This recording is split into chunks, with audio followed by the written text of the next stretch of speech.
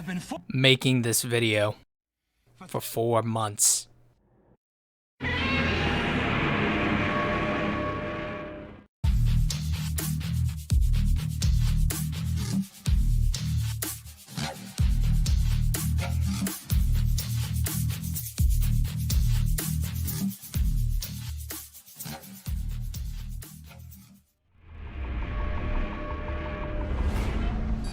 Hey all, if you have underlying symptoms, I hope you are doing everything you can to be safe during this time of social distancing, and if you're being sick, make sure that you are taking care of yourselves. I had more I wanted to talk about the topic, but considering that quarantine is nearing an end and we're winding down to it, especially in my state, without further ado, let's just get into the topic of this video. Brief history is that this character, Tradontis, was created by Pyro Tyrant Studios. That is the name they go by on Wattpad and Instagram, and they go by the Angry Kaiju Guy on DeviantArt.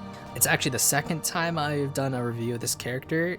Way back when, the character was named Tyros, and that review was around 2 years ago. So this video serves as both a look at how far I've come as a character reviewer and as a video maker, and I will be transferring over to new software very soon. So this is going to be serving as a kind of send-off to how I've been doing things on the channel. But let's get into it. Tradontis is described as a biovolcanic synapsid. Sci-fi concept aside, synapsid is a term that refers to a number of animals that are both living, extinct, and of course us. To the more biologically informed, this is obvious, but yes, you and I are synapsids. This is due to having only one hole in our skull located past our orbit. This hole can be seen here with this Dimetrodon skull and this Gorgonops skull. Looking at Tradontis, the Gorgonops skull fits quite nicely over the drawing, which speaks to a attention to detail that the creator put in, so that's a good first point. The head has 2 horns on the top of the skull and 3 pairs that line the lower jaw. There are examples of synapsids with horns, tusks, and bones that are close to this, such as Estamenosuchus, that have very radical head structures. But what matters is not if it's completely realistic, but purely how it looks visually. The size of the horns doesn't take away from the shape of the skull, and the black and red of the skin contrast well with the bronze of the horns, and this extends to the claws, spines, and other more pointy bits on the body. The horns, as they appear on the back, arms, and legs, give it a look as if it's covered in osteoderms. This trait really isn't found in synapsids, but it was found in animals that live alongside synapsids, so Pyro could be taking inspiration from that, or in universe, it's just a convergent evolutionary trait that Tradontis got as it was living around at that time when synapsids were very common. And so if the creator wants to expand the naturalist kind of bent to this, convergent evolution is probably the best thing that he can use as a explanation. And the last big standout feature of Tradontis is the sail, and anyone half-heartedly interested in paleontology would know Dimetrodon is a thing, so the trait is consistent with Tradontis being a synapsid. And as a brief aside, there is a break in the sail with numerous scars that you can see right here. A lot of people's monsters, including my own, do not really tend to have these in their initial design, and the choice to give this character scarring presents a level of vulnerability that many people tend to feel is missing with a lot of giant monster characters, so kudos to that. And it's in keeping with sort of the more visceral kind of nature he's going to be presenting in his fights, especially with some of the art I've seen that other people have produced for him, so good job. I've looked at color here and there, but I also want to go over it as well as just the overall presentation of the creature in comparison to another person's kaiju, that being Tyrannos by Tyrannos Advent. Both creators know each other, and Advent has made several pieces, including Tradontis, so I feel that this is important and I want to highlight it so that young creators feel that if they have a kaiju that is similar to another person's creation, they don't feel like they have to radically change it, because there are ways in which you can make very similar motifs appear unique. First is proportions. We see in Tradontis a more outlandish proportions.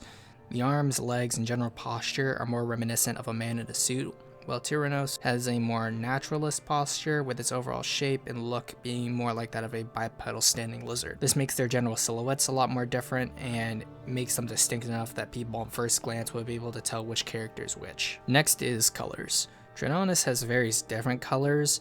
You have these black patches and stripes, there's gold, orange, and they all complement each other but break up the base red of the character, so it doesn't feel like you're just looking at one big red mass. And different like hues are appropriately placed, such as the spines being black but also orange, and it makes everything feel very natural, but in keeping with the outlandish, very standard kaiju look. Tyrannos is focused mostly, however, on using hues of red and warm colors over a large, distinct variety of colors.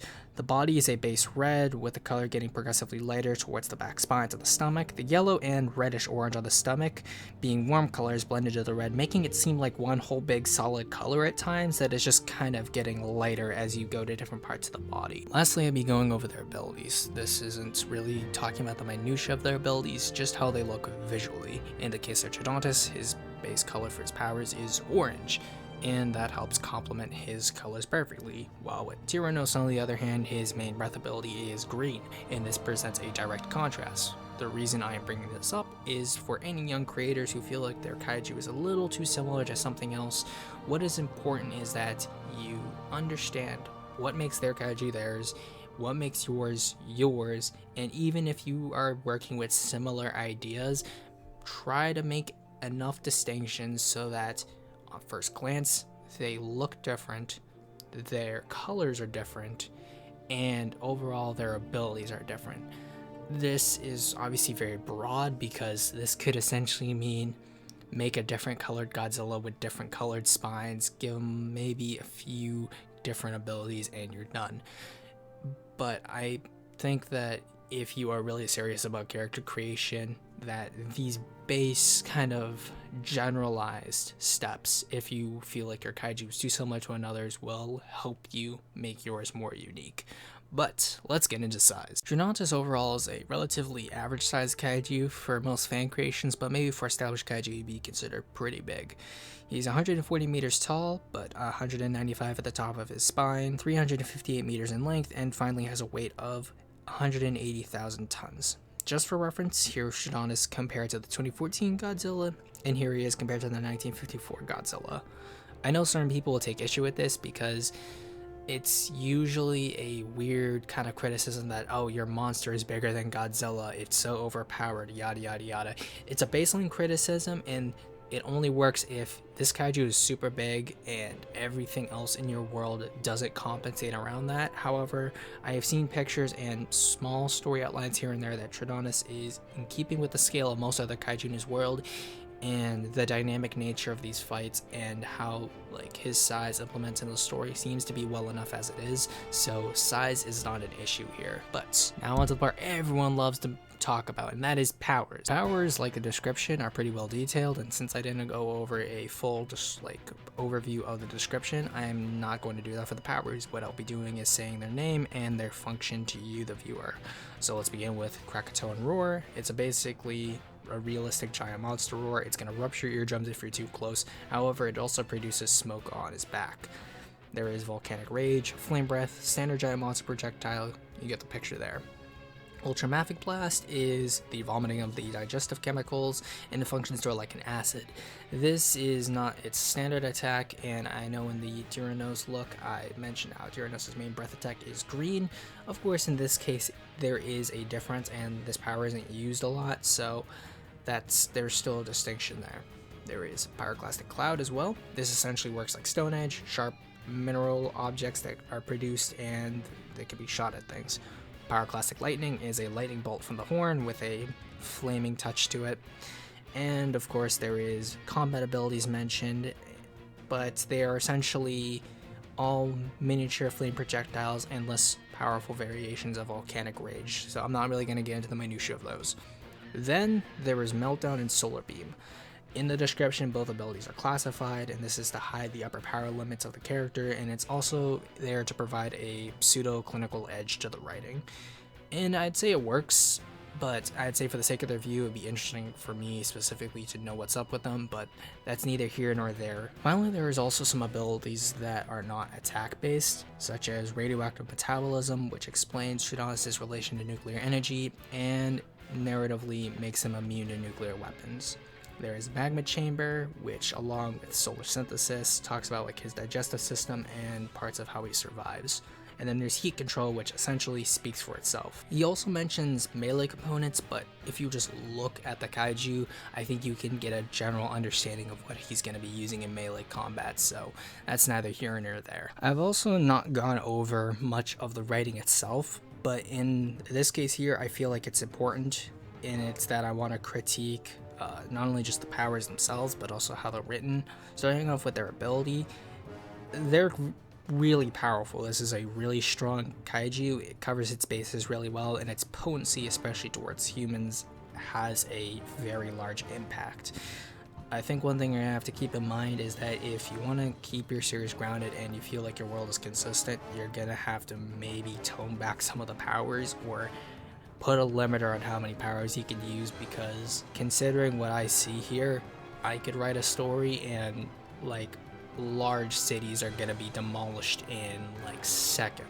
But I also want to talk about the style of writing itself. As I stated earlier when I was looking at Meltdown and Solar Beam, it's pseudo-clinical in its take. It feels like a dossier on the topic. It includes a lot of scientific terms and language, but I feel like it doesn't go far enough in some cases, and the organization is a little off. To demonstrate this, I'm going to take Krakatoa and Roar's description as an example, and I'm going to look at the original description and read it, and then I'm going to show you what I did when I revised its writing just a little. And before I go into writing, I'd also want to point out that I copied this from the original description, and in there, the original name of Tyros is still there. So that's one thing you should probably change on your Wattpad and on your DeviantArt for the character. Krakatoa and Roar, a roar that erupts from this kaiju with a force so great that it has the power to tear islands apart. Accompanying this devastating roar, all vents on Tradontis begin emitting a plume of smoke that reaches 17 miles into the atmosphere. According to the only geologist to survive the Yellowstone incident, you could use this observation to calculate that stuff spewed out of the volcano at over 1,600 miles per hour, or nearly half a mile per second, more than twice the speed of sound. The sound made by this volcanic roar is so loud it is reported to have ruptured eardrums of people 15 miles away, traveled around the world 4 times, and was clearly heard 5,000 miles away. And now for my version. Krakatoa and Roar, a deep prolonged cry with sound waves shown to form fissures in the lithosphere of the planet. The sound wave has been shown to rupture the eardrums of humans 50 miles away from the initial roar. However, people within 30 miles or less from forensic analysis were theorized to have their skulls compressed from the pressure before exploding. The potency of the oscillation's danger is compacted by the large plume of smoke emitted from the creature's bioorganic ventilation. The smoke has been observed on average to rise 17 miles into the atmosphere before descending and blanketing the immediate area of Tradontis in the noxious particles. Note: location and acquisition of scientists who have survived the Yellowstone incident to further elaborate on the upper limit of volcanic roar potency in a simple calculation to help in safety procedures. So to summarize what I did when I was fixing up this specific ability description, it's that I added a lot more periods because there's a lot of commas in the first one. It makes everything feel like run-ons, and it makes it a little bit hard to read, but I also wanted to make notice of the Yellowstone incident. I moved that to the note. I didn't talk about like adding the calculation or a specific number because I don't feel like it's necessarily important. But if people know what the Yellowstone incident is and you keep it as a note, it's going to make people more intrigued about looking at your story in particular, because I feel that it would be a better story detail than just having it in the description. And where it's placed and how it's written, you're not really sure if it's talking about the roar itself or the Yellowstone incident. I do not know specifics about that incident, so when I read it myself, and if anyone who just like an average reader is going to be looking at it, it's going to feel clunky. So you're going to have to fix up the sort of how the paragraph is structured, because right now it's very clunky, and fix up your terms and make them a little bit more clinical. To help with this, I would recommend either looking at articles from the SCP Foundation or the RPC Authority. The RPC Authority, however, has a link that I have in the description, which gives good and bad examples of clinical tone, and it will help with not only making your writing feel a lot more professional, but it will help a little bit in organization. So that is like the biggest thing I would want to be critiquing out of everything so far in the video. So, in conclusion, Tradontis has a solid character design, well thought out abilities, but their potency may be an issue in regards to its impact on the world and therefore the story. And finally, you should refine the writing in your profile to make it more clinical and focused. I hope you have all enjoyed this video. It's taken me essentially eons to do this review and get it out there. I want to be very thankful of Virus Patience and the patience of all you guys to see another upload. As always, I am Zimzilla. I'll see you guys next time, and with something a little bit more ultra focused.